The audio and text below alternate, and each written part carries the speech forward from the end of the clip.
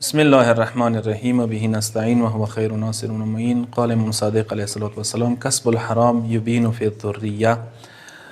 عزیزان محترم، مختصرا مال حرام اثراتو په باره کې یقینا یو شاید اسلام ډیر مذمت کړی دی او ډیر بدترین اثرات لري. مال حرام دی، رزق حرام دی. رزق حرام ډیر زیات بد اثار دي چې انسان زندگی کې انسان باندې پریوزي. که مو ځنه وخت کې ډیر لاپروا شو، پردای مال وي، مال حرامي، رزق حرامي موږ خورو، نو انسان پیږي خپله حرام مال چی ته ویلی شي. بهرحال هغه تعریف نه کوم، صرف یو اثر ته اشاره کوم. مال حرام یو اثر انده دی لکه څنګه بهار کې 47 نمبر جلد کې شپږم امامي چې مال حرام اولاد کې نسل کې د اثر چي، یعنی تو اولاد باندې بدترین اثرات چي مال حرام.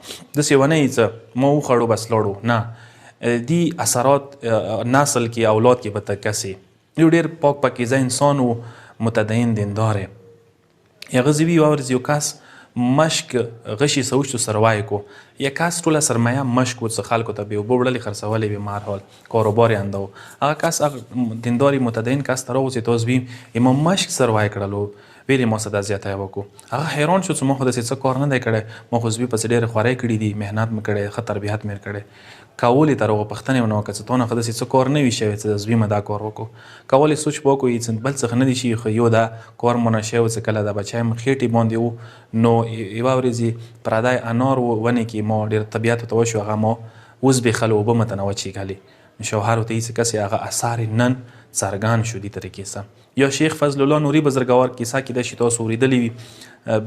بیبي معصومه سلام الله علیها حرام کې هغه قبر دی، عظیم مجتهد تیر شوی دی، عالم تیر شوی دی، هغه پنسي کړی دی شاه خپل وخت کې. خو هغه کیسه داسې دی چې هغه یوه ورځې چې ته نجف کې روان یو کس ولیدو ډېر پریشان دی، خفه دی، افسرده دی. پوښتنې ونه وکړه ویلې دومره غمجن و پریشان. هغه د ورته څه خفه دغې ته هم زوی مې شی او مور کې شودې نه وي، نو ما ورته یوه دهي برابره کړه. دهي شودې ورکړي دوه کوله. کله څه ټایم پې راشو وخت څه خبر شوم چې هغه دهي نصیبي وه، نو هغه دې ورته یي څه نصیبي ښځې شودې ورکړي دي به څه اثار وځي. اثار یې داسې ورځ ته څرګند شو چې همدا شیخ فضل الله نوري بزرګوار څه کله جیل ته زندان ته تللو نږدې د خپل زویو کې کردار ادا کړی و، خپل زوی شکایتونه حکومت سره مدد کړی و. بیا چې کله پنسي کېدلو د زوی پنسي ټایم کې موجود و، حاضر و او زوی خوشحال و، بلکې پلار یې چې کله پنسي ته ختلو د عالم هغه چاکې ورته ویلې.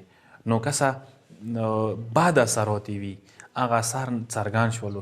داسې ونه یي چې ما زوی ته څه خیل ته زه خوراک ورکوم، څه خیل ته زه رزق ورکوم، دا به څه اثر په ونه چي. یقینا بدترین اثر به چي. یو اثر انده یې چې اهل بیتو دښمن جوړېدای شي، دین دښمن جوړېدای، خدای دښمن جوړېدای شي، د خدای لیارې دشمن جوړېدای شي. کوشش وکړو چې رزق و روزي حلاله کړو ته دا څه ما تاسو باندې بدترین اثرات ونه چي. والسلام علیکم ورحمة الله وبرکاته.